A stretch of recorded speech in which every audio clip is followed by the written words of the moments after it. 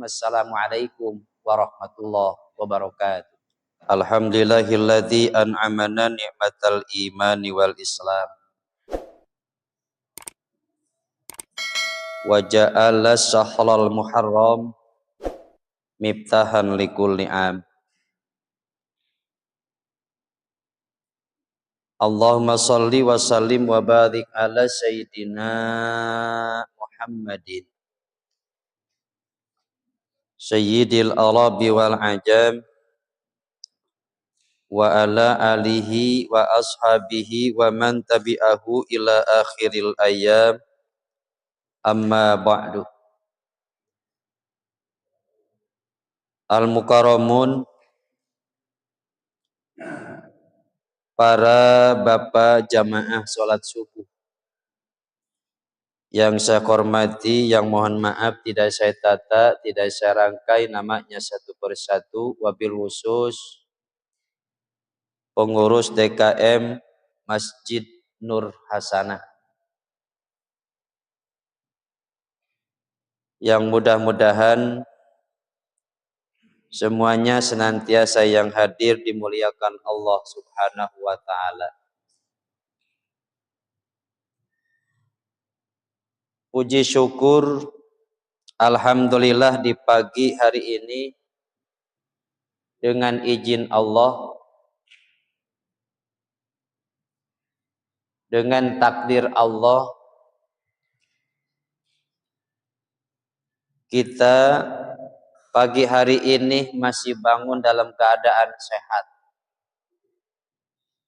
diberikan nyawa oleh Allah, digerakkan oleh Allah untuk melangkahkan kaki, mengayunkan tangan, hadir ke masjid ini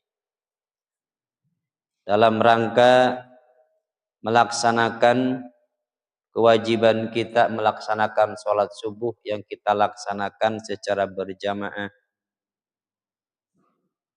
yang walaupun barangkali sudah bertahun-tahun di setiap hari Minggu itu selalu ada kegiatan kajian ataupun kuliah subuh.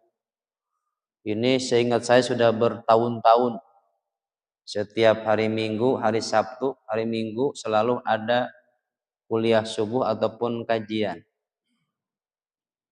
Tapi memang sudah takdir Allah, ada orang yang mampu cuman sholat subuh doang, tidak mampu berzikir. Ada orang dikasih kesempatan, dikasih nikmat. Seperti hari ini kita diizinkan oleh Allah, ditakdirkan oleh Allah untuk hadir taklim pagi hari ini. Karena sesungguhnya rezeki itu terbagi 4. Pertama, al-amwal, duit, harta. Punya duit miliaran, punya duit jutaan, punya tanah lebar, luas. Akan tetapi itu adalah adnad darajah, paling rendahnya derajat. Jadi kita punya duit 4 triliunan, punya duit, rumah mewah, megah, luar biasa. Mobil dengan susah udah ngitungnya. Itu adnad darajah, paling rendahnya derajat.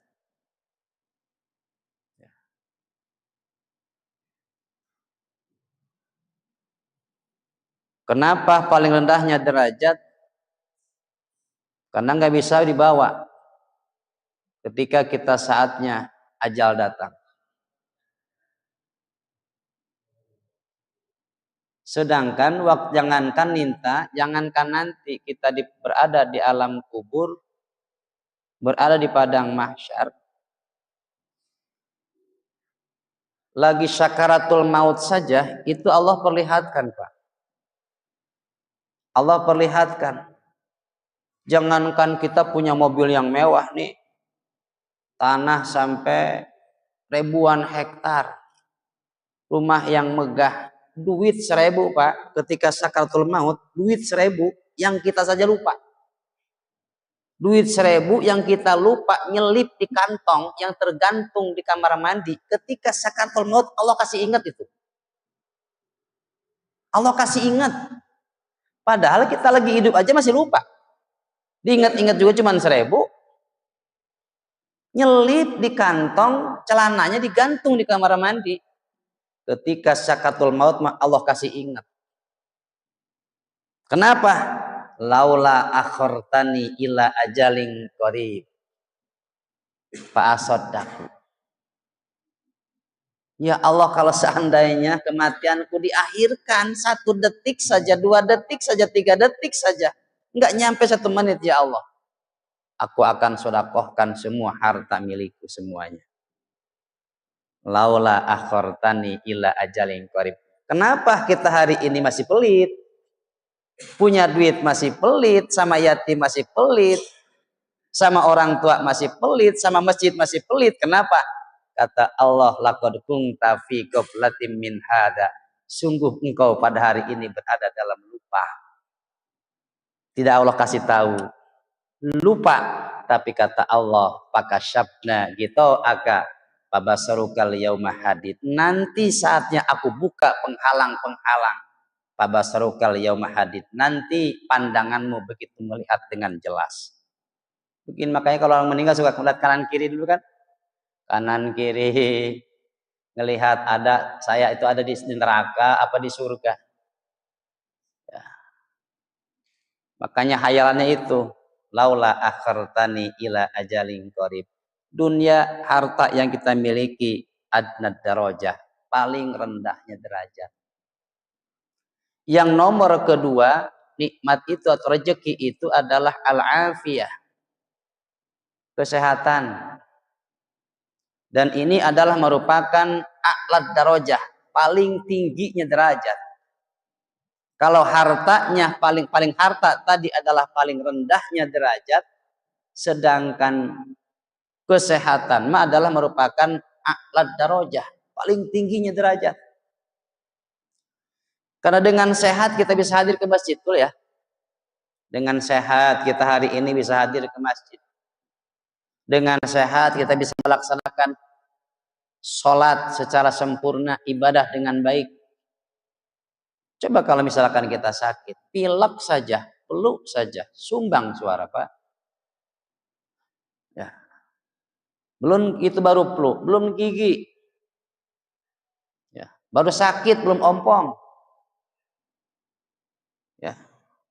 Kan gigi itu berpengaruh kepada makhraj. Makanya lihatin saja anak-anak kecil yang belum ada giginya, nggak pernah ngomongnya bagus. Tapi ketika sudah ada giginya, bagus. Maka orang itu akan bagus makhrajnya ketika ada giginya. Tapi ketika giginya mulai ompong, wayahnya jangan memaksakan diri jadi imam, karena makhrajnya akan merubah. Ya. Lalu yang ketiga apa? Islahul aulad. Yang nomor ketiga adalah kesolehan anak.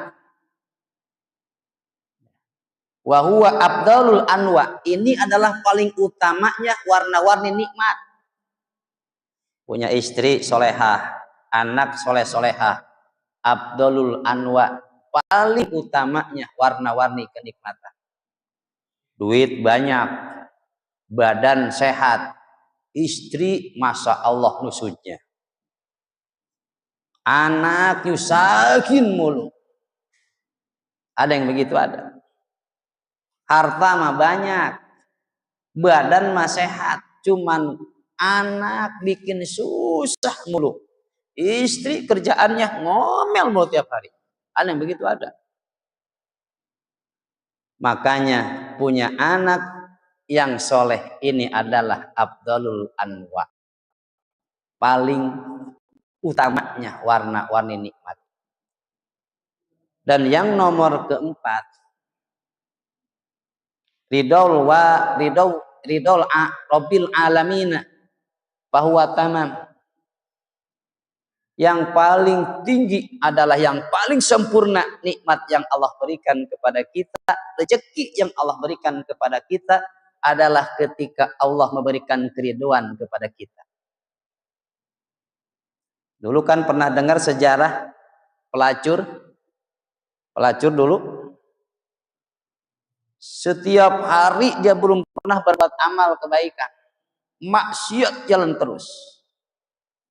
Tapi dia ketika niat tobat di perjalanan, belum nyampe ke tempat tobatnya, hanya menolong anjing bukan manusia yang kehausan lagi sakarat.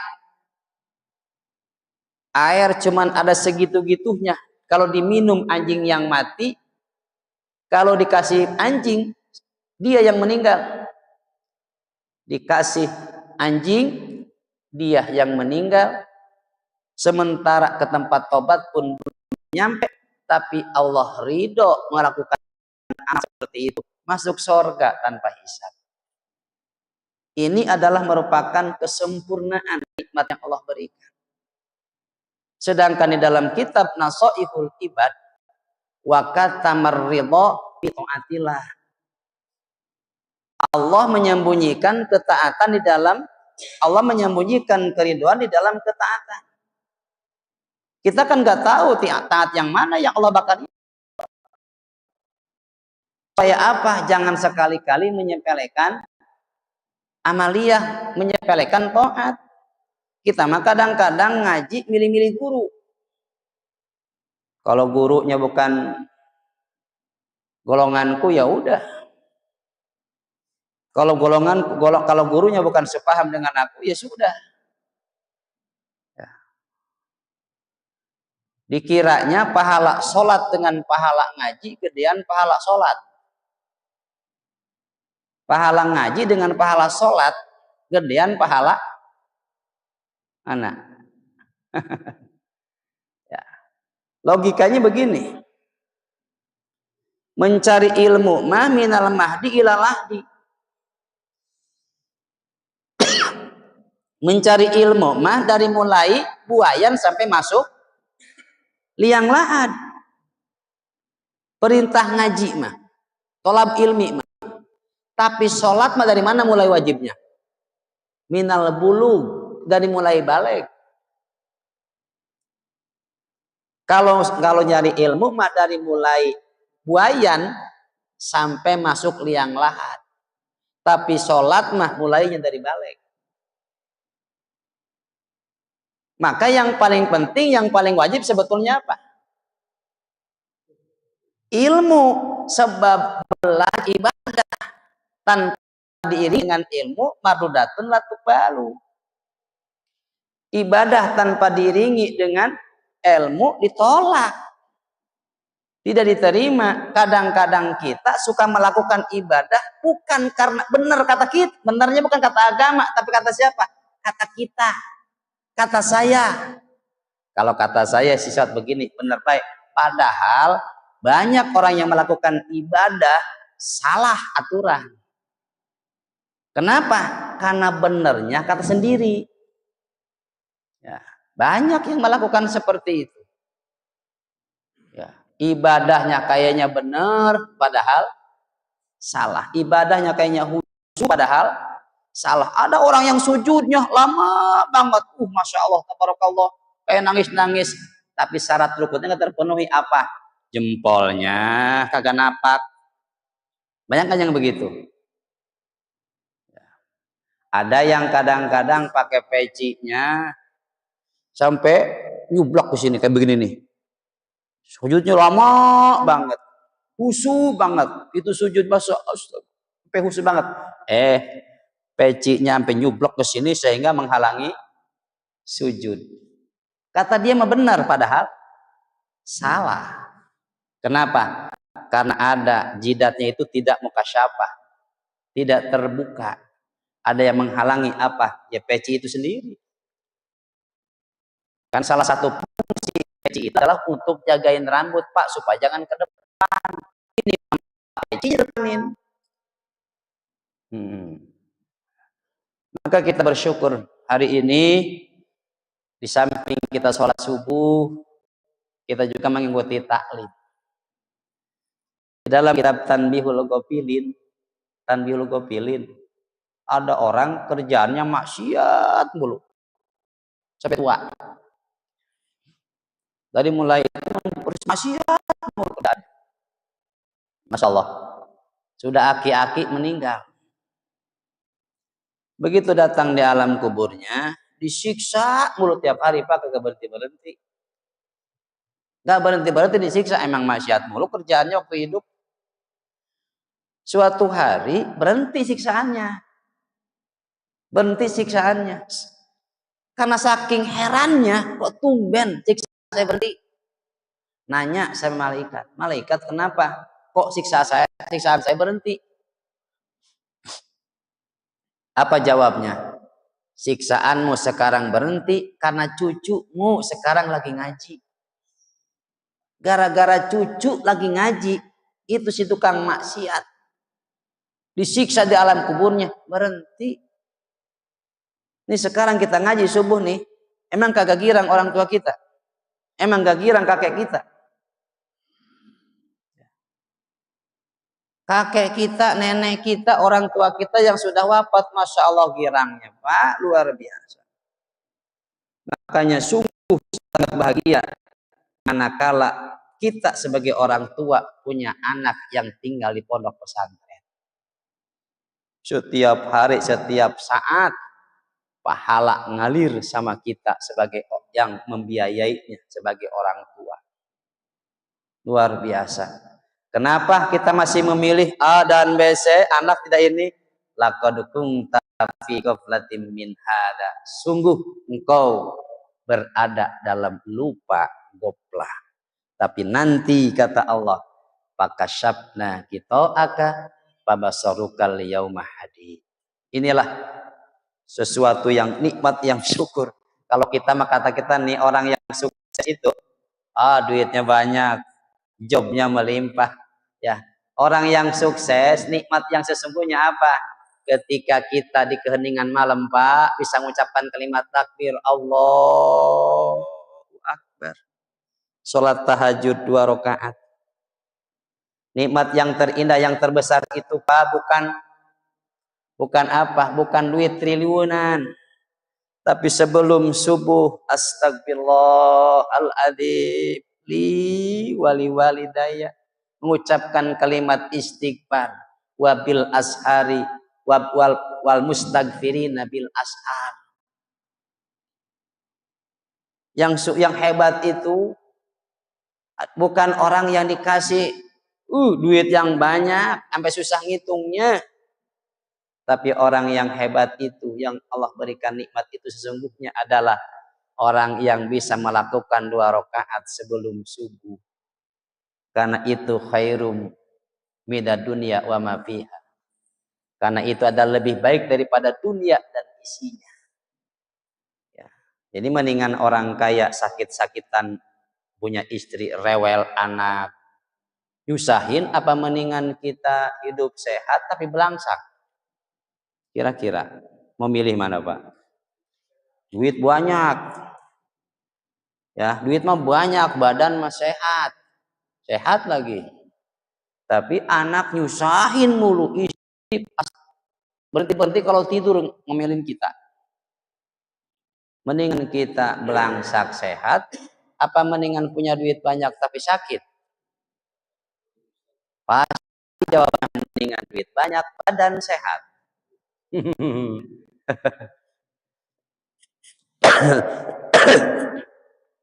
Kalau misalkan duit banyak itu, Pak, di Cerua ada orang kaya luar biasa, tapi salah satunya itu punya tanah di Cerua 27 hektar. Ya. Kaya luar biasa. Punya mobil Toronton 57. Tapi kakeknya diamputasi. Makannya yang makanan apa itu? Kalau makan kena gula. Yang direbus mulu. Ya begitu tuh. Mau mobil Torontonnya. Mobil Toronton, tapi kakinya diamputasi 1. Makannya itu orang-orang ya itu apa sih namanya itu? Yang direbus singkong rebus, ubi rebus. Ya. Saya pernah kena gula Pak 1 tahun. Masya Allah, tabarakallah, siksa kena gula. Ada 2 poin yang saya bersemangat untuk sembuh dari gula. Pertama, kalau Allah ngasih penyakit, tidak ada obat di sekeliling itu, berarti Allah jolim. 1 tuh yang saya ingat. Kalau Allah ngasih penyakit, tidak Allah kasih obat di sekelilingmu, berarti Allah jolim, sedangkan Allah tidak jolim. Ya, itu. Yang kedua, kata dokter, obat itu nomor 3. Nomor 1 adalah pikiran tenang, nomor 2 adalah olahraga, nomor 3 adalah baru obat. Ya. Jadi sekalipun minum obat, ada orang yang kena kanker payudara. Saya bawa ke Garut, kanker payudara, sudah membusuk Pak. Saya bawa ke Garut. Obatnya lumayan, 1.800.000 untuk 1 bulan. Mungkin dia tahu, ditelepon saya, Ustadz bilangin itu. Percuma minum obat walaupun jutaan kalau pikirannya masih stres. Gak ada fungsinya itu obat selama pikirannya masih stres. Tapi kalau pikirannya nyaman, tenang, maka itu obat memiliki banyak fungsi, bukan 1, 2, dan 3. Makanya saya berpikir, waduh bagaimana ini? Ingat, ala bidzikrillahi tatmainnul qulub. Dengan zikir hati akan tenang. Zikir saja. Istighfar 1000, 1000, 1000. Sholawat sallallahu alaihi wasallam, sallallahu alaihi wasallam 1000. Terus zikir, paling banyak istighfar. Pikiran nyaman, alhamdulillah. Secara syariat saya minum air putih, yang saya konsumsi cuma daun nangka 3 lembar selama 11 hari sampai sekarang, alhamdulillah. Daun nangka. Daun nangka saya nyari kayaknya di keliling rumah, apa nih obat. Wah, daun nangka apa 3 lembar.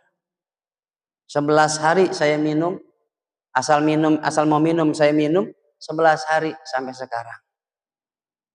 Kembali normal, mau makan apa aja, alhamdulillah. Ternyata penyakit itu paling mendasar adalah dari pikiran kita.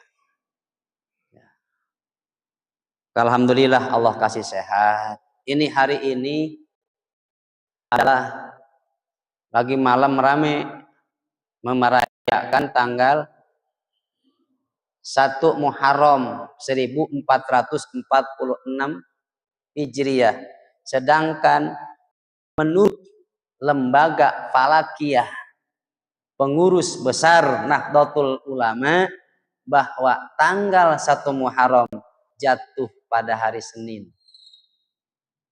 Berarti sekarang udah masuk belum? Belum. Belum. Menurut lembaga Falakiyah, pengurus besar Nahdlatul Ulama, tanggal 1 Muharram itu jatuh pada hari Senin, tanggal 8 bulan Juli 2024. Lalu bagaimana yang sudah orang merayakan? Ya orang merayakan. Yang namanya merayakan kan meramaikan. Hari yang dianggap raya Bapak. 1 Idul Fitri, 2 Idul Adha. Makanya hari raya pakai hari. Hari raya Idul Fitri, hari raya Idul Adha. Yang lainnya memperingati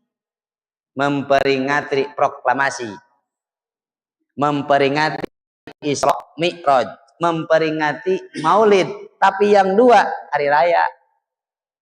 Kenapa hari raya? Rame, makanya biasanya Idul Fitri rame, Idul Adha apalagi. Tiap rumah kebakaran semua, banyak asapnya. Nyate. Ya. Yang namanya raya, jalan raya pasti rame. Benar enggak? Coba jalan tikus. Ya sepi pasti. Tapi jalan raya rame. Masjid raya rame. Jangankan masjid, jangankan jalan, kebon kalau udah pakai raya rame Pak. Kebon raya rame. Padahal kebon. Ya, tuh. Cuman kalau mau, kayaknya kalau misalkan sekarang lagi malam rame ngadain lagi nih, yang masalah. Orang nanti juga kadang-kadang anak TPA, anak apa? TKA, kadang-kadang pawainya juga bukan di hari H-nya. Itu merayakan. Tapi yang paling penting bagi kita, pertama, makna hijrah itu sendiri. Kalau hijrah secara hakiki yang dilakukan oleh baginda Rasul memang pindahnya Nabi dari Mekah ke Madinah. Secara hakiki.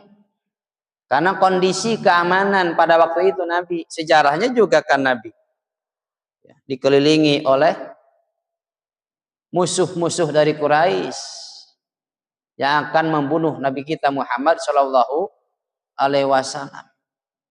Sampai sejarahnya Nabi ngintip berhenti dulu di Gua Sur. Di Gua Sur. Sebelum nyampe ke sana, singgah dulu sebelum sampai ke Madinah. Ya.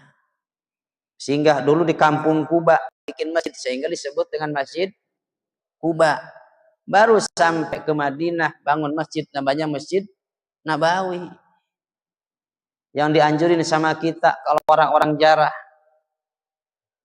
ke makam baginda Rasul dan juga melakukan haji ataupun umroh di Mekah. Kalau di Madinah mah jarah. Akan tetapi barang siapa yang sholat di Madinah sama dengan sholat satu kali sholat di Masjid Nabawi sama dengan kita sholat 1000 rakaat. Satu waktu sholat di Masjid Nabawi sama dengan kita sholat 1000 waktu di Masjidul Hasanah. Bayangin tuh kalau 1000 waktu. Tapi kalau di Masjidil Haram satu kali kita sholat di Masjidil Haram sama dengan kita sholat di Masjidul Hasanah sebanyak 100.000 waktu. Makanya wajar kalau umroh mahal. Ya orang bandingannya kayak begitu. Satu kali sholat sama dengan 100.000 rakaat sholat di Masjidul Hasanah. Tapi secara maknawinya hijrah adalah pindah. Hijrah secara maknawinya menghijrahkan diri kita, menghijrahkan nafsu kita, menghijrahkan amaliyah kita yang tadinya amaliyah kita kurang baik, hijrah menjadi amaliyah yang baik. Yang tadinya sholatnya di rumah mulu, hijrah di masjid. Yang tadinya sholat sendiri mulu, hijrah berjamaah. Hijrah, pindah. Dengan pindah itu hijrah dengan tujuan supaya ada perubahan. Ya, harus ada perubahan. Dengan tujuan ada perubahan ketika Nabi di Mekah, Masya Allah, tabarakallah Pak. Puluhan tahun yang masuk Islam cuman berapa? Tapi ketika di Madinah 150.000 langsung memeluk agama Islam yang dinobatkan sebagai para sahabat. Di Madinah. Ya. Jadi hijrah itu dari kalimat hijrah, hajaro, pindah.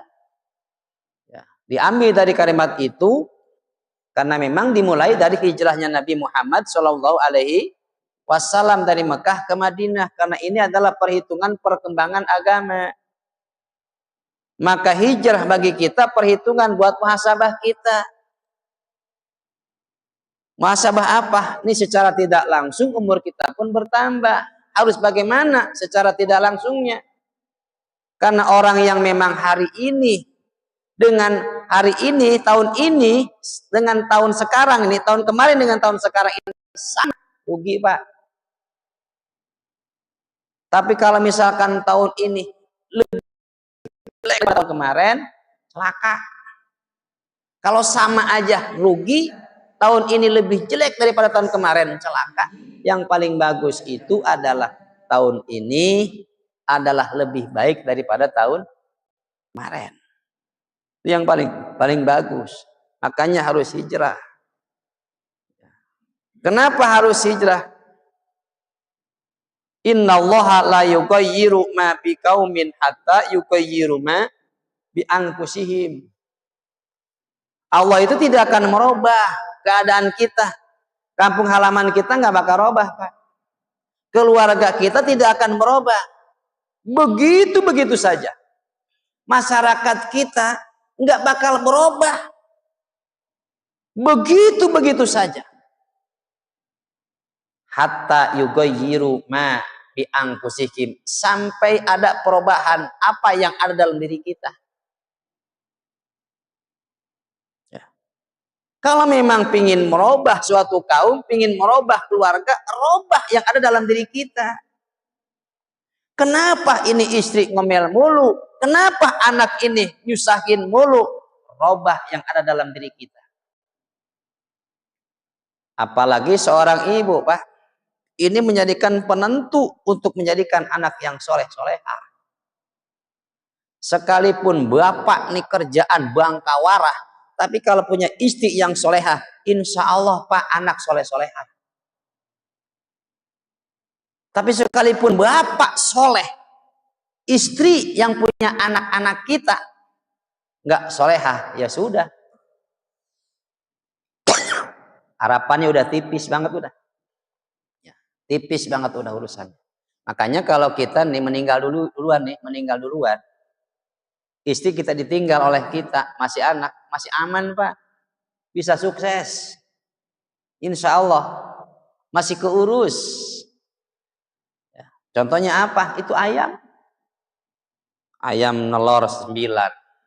Lakinya udah teradang-teradeng kemana lagi baik. Itu ayam dikeremin. Tapi jadi semuanya 9-9-nya. Jadi ayam. Coba kalau misalkan ya kita nih, istri kita meninggal, anak nggak ada yang ngurus, udah kakak kokok lagi baik. Alasannya apa? Rumah nggak ada yang ngurus. Kenapa emang kita nggak bisa ngurus rumah? Bisa ngurusnya luar rumah mulu. Tapi istri kita ketika kita meninggal, anak rapi. Ya. Makanya kalau ingin merubah sesuatu yang ada baik di dalam keluarga kita, di masyarakat kita, rubah apa yang kita miliki. Bahkan ada yang menafsirkan, Pak, innallaha la yughayyiru ma biqaumin hatta yughayyiru ma bi anfusihim. Ini yang digarisbawahi. Ada yang menafsirkan yang digarisbawahi itu maknya. Kalau kalian pingin merubah keadaan kaum, keadaan keluarga, kok ini susah amat usaha, kok belangsak mulu, kok ini anak sakit-sakitan mulu. Ada yang menafsirkan mak di situ adalah asma, nama. Robah nama yang ada dalam diri. Maka ada peribahasa itu bocah keberatan nama.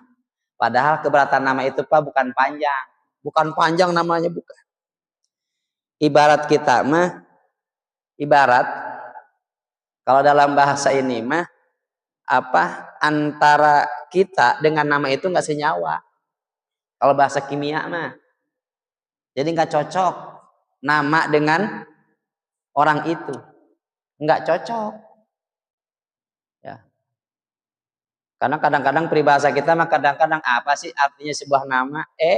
Nama itu baru apa namanya? Nama itu sangat berarti Pak. Kalau nggak percaya lihat sama Bapak, ada 2 orang lahir bareng Pak, lahir bareng. Lahirnya bareng. 1 jam itu, hari itu, jam itu. Laki sama bentuknya, laki-laki semua dua-duanya. Tapi namanya pasti beda Pak. Pasti beda itu namanya. Ada yang sama namanya, misalkan nama Asep, ada nggak? Nggak ada, pasti beda namanya. Tapi karena beda nama, pasti itu anak itu beda karakter. Ayo lihatin, orang yang kembar pasti beda karakter. Kenapa? Karena namanya beda. Ya. Masya Allah, tabarakallah itu Pak. Kalau pengkajian masalah nama, sampai sekarang saya nggak berani lagi ngasih nama. Ternyata nama itu sangat berpengaruh, membawa dampak.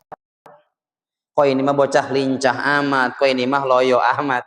Wah, ada orang kadang-kadang ini anak bentar-bentar masuk rumah sakit, bentar-bentar sakit, sama ini agak pernah sakit, kadang-kadang dikasih obat warung aja, jess, sehat lagi. Ini mah bentar-bentar masuk rumah sakit, bentar-bentar rumah sakit.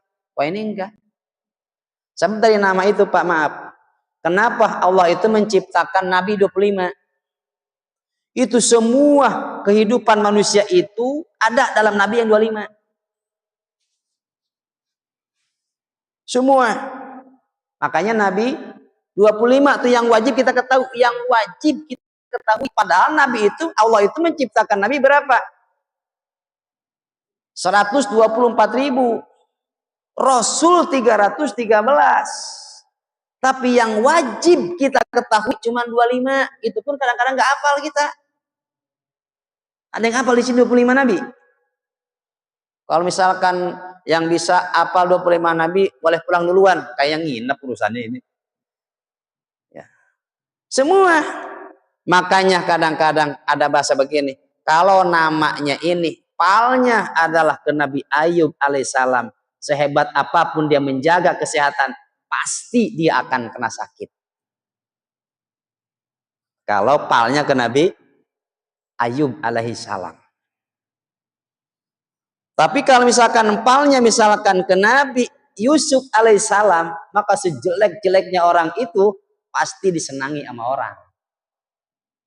Dari nama. Ya. Kalau misalkan ini nama palnya ke Nabi Sulaiman, semalas-malasnya itu pasti orang itu rengah duitnya, gampang cari duitnya. Ya.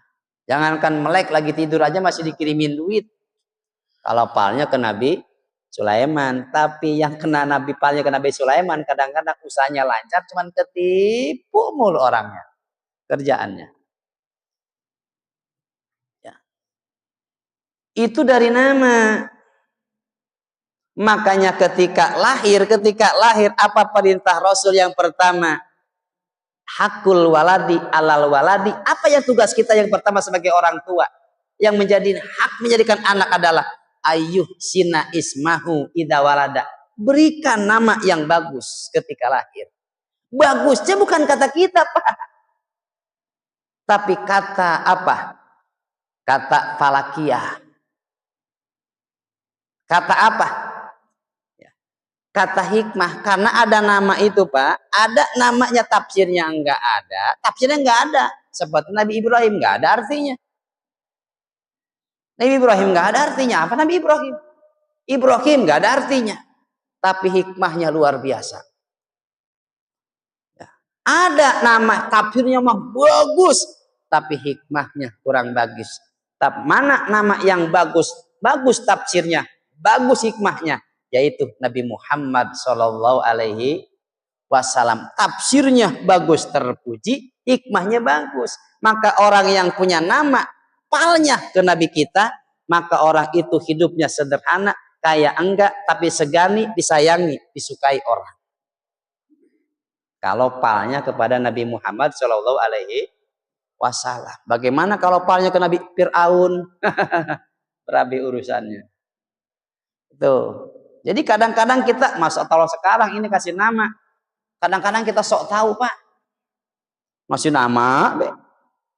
Begitu namanya bagus, cakep, panjang, kata kita cakep, tapi belum tentu ibarat bahasa kimianya mah itu nama senyawa apa enggak dengan badannya. Itu. Kalau sekarang nama, bagus-bagus, tapi kadang-kadang suka salah. Arabnya begini, tulisan Latinnya begini. Makanya jadi salah. Salahnya bagaimana? Ayo, Pak.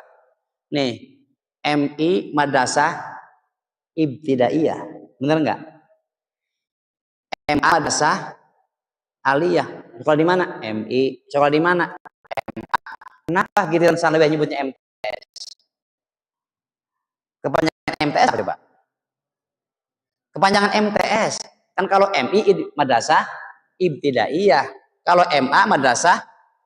Kalau MTS kepanjangannya apa? MTS kepanjangannya apa? Saya nanya. Ayo. Nggak bisa jawab kan? Kenapa? Emang salah ngucap.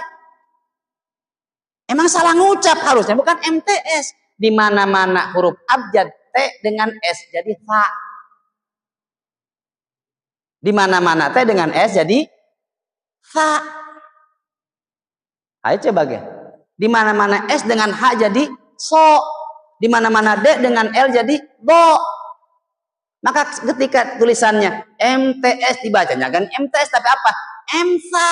Karena MI madrasah ibtidaiyah, MA madrasah tsanawiyah, MA madrasah aliyah. Ketika ditanya di mana sekolahnya? MTS, kepanjangan MTS apa? Madrasah tsanawiyah. Kan nyebutnya MTS. Yang salah siapa? Enggak keluar itu. Ayo. Di mana-mana T digabung dengan S bacanya H. Di mana-mana K digabung dengan H namanya bacanya Ho. Ayo dibaca tulisannya K H O L I D. Khalid. Padahal dibacanya apa? Khalid. Kenapa? Karena huruf abjadnya K dengan H. Jadi bacanya Khalid. Benar enggak? Itu. Jadi di mana-mana K dengan H ini huruf Ho. Makanya kita di mana sekolahnya? Di MTS. Tanya kepanjangan MTS apa? Kalau bisa jawab. Kenapa kok nggak bisa jawab? Salah baca. Harusnya dibaca jadi MSA. Ada nggak yang bilang MSA? Nggak ada juga. Jadi salah semua. Ayo. Kalau MI jelas madrasah ibtidaiyah, MI, MA, madrasah aliyah. Nah ini ya. Jadi kita hijrah itu dalam rangka apa? Ada perubahan. Perubahan yang lebih baik. Ya. Tuh, perubahan yang lebih baik. Makanya di situ tadi konsepnya. Innallaha la yughayyiru ma biqaumin hatta yughayyiru ma bi anfusihim. Apa yang ada dalam diri kita? Apa? Nama doang Pak yang ada dalam diri kita. Ayo. Kuburannya orang meninggal berpuluh-puluh tahun yang tersisa apa? Nama. Gali tetap aja kagak ada. Kita hadiah apa namanya? Ngirimin Fatihah dengan lewat apa? Nama. Benar enggak? Sebutin si Anu ini sedekah saya, tolong pahalanya mudah-mudahan buat ini. Disebutin namanya satu-satu. Nama. Jadi yang ada dalam milik itu sebetulnya apa? Nama. Makanya kadang-kadang nama itu jadi doa, jangan sembarangan.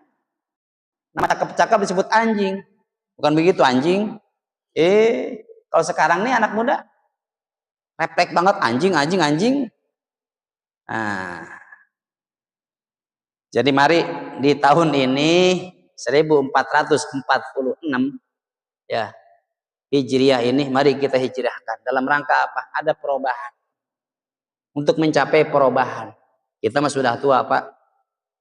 Nih saya ngerasain ini sekarang nih udah lewat 40. Dulu mah ambisi, sebelum 40 ambisi A B C muncul, ngerasain ini kan, Pak? Tapi ketika sudah melewati 40 mulai itu terkikis sedikit yang tadinya mahabbahnya sama dunia sedikit ada sedikit mahabbahnya kepada akhirat. Yang tadinya lagi 40 sebelum 40 tahun mah boro-boro ingat sama mati. Udah 40 tahun mah dikit-dikit ingat sama mati. Emang usia itu sangat berpengaruh. Maka mari sama-sama kita hijrahkan diri kita, Pak, untuk mencapai yang lebih baik dari apa yang telah kita lakukan sebelumnya. Dengan cara apa? Itulah kita merubah. Ya. Kalau kita pingin barokah, kalau kita pingin hidup barokah, ya robah. Kenapa? Dengan cara apa robahnya? Kan jelas. Lau anna ahlal qura amanu wattaqau lapatahna alaihim barokah. Kalau sekiranya penduduk bumi ini, masyarakat di sini semuanya bertakwa, lapatahna kata Allah barokati minas samai wal ardh. Pasti kami bukakan pintu keberkahan. Jadi kalau kita ingin berkah, ya lakukanlah ketakwaan. Kalau kita memang malas, ya buru-buru timbulkan kesemangatan untuk melakukan ketakwaan kepada Allah. Karena dengan takwa itu ya apa namanya? wa may yattaqillaha yaj'al lahu makhraja wa yarzuqhu min haitsu la yahtasib. Ingin barokah ya takwa, beriman semuanya. Semua bukan sendiri. Ya. Dan ketakwaan itu ada dalam diri kita. Ini mah jedog mulu, diem mulu, ngaji malas, berjamaah malas, tapi hidup ingin berkah. Berkah itu beda, Pak. Ada orang pingin pintar, kudu rajin belajar, insya Allah pinter. Tapi kalau konsep barokah mah bukan dengan rajin belajar, dengan apa? Ikram dan takjim kepada. Kalau pingin apa namanya, pingin barokah ilmu ya takjim ikram sama guru. Kalau pingin barokah hidup ya takjim ikram sama orang tua. Kalau kita pingin hidup barokah di dunia, barokah di akhirat, takjim ikram kepada Allah Subhanahu wa ta'ala, muliakan, agungkan Allah. Dengan cara apa? Orang biasanya memuliakan, mengagungkan itu biasanya takut melakukan larangannya dan selalu melakukan perintah-perintahnya. Kita nih takut sama guru, pasti taat sama guru, perintah-perintah guru. Takut apa yang dilarang guru. Ini kalau kita nih ya mengagungkan Allah, pasti apa yang dilarang oleh Allah, Allah jauhi. Apa yang diperintah oleh Allah pasti dilaksanakan. Insya Allah hidup kita jadi barokah. Mudah-mudahan di tahun ini 1446 yang menurut lembaga pengurus besar Nahdlatul Ulama bahwa jatuhnya tanggal 1 bulan Muharram itu adalah pada hari Senin, bukan hari ini, tapi baru nanti maghrib terbenamnya matahari hari ini. Tapi mudah-mudahan Allah Subhanahu wa ta'ala menjadikan kita lebih baik daripada tahun-tahun sebelumnya, daripada hari-hari sebelumnya, daripada bulan-bulan sebelumnya, dan yang paling penting Allah jadikan kita sebagai golongan yang husnul khatimah. Astaghfirullah Rabbal baraya. Astaghfirullah minal khataya. Astaghfirullah Rabbal baraya.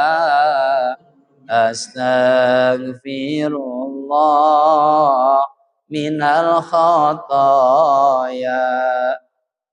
Rabbana ighfir lana wa liwalidina. Rabbana ighfir lana wa liwalidina. Rabbana ighfir lana wa liwalidina. Rabbana ighfir lana wa liwalidina. Allahumma anfa'na bima 'allamtana wa 'allimna ma yanfa'una wa zidna ilma yanfa'una. Tawassalna bi ta'allumi, tawassalna bi ta'limi, antarzuqanal wasi'ah wa antarzuqanal amanah. Rabbana atina fid dunya hasanah wa fil akhirati hasanah wa qina adzabannar. Wa sallallahu ala sayyidina Muhammad wa ala ali sayyidina Muhammad walhamdulillahi rabbil alamin. Assalamualaikum warahmatullahi wabarakatuh.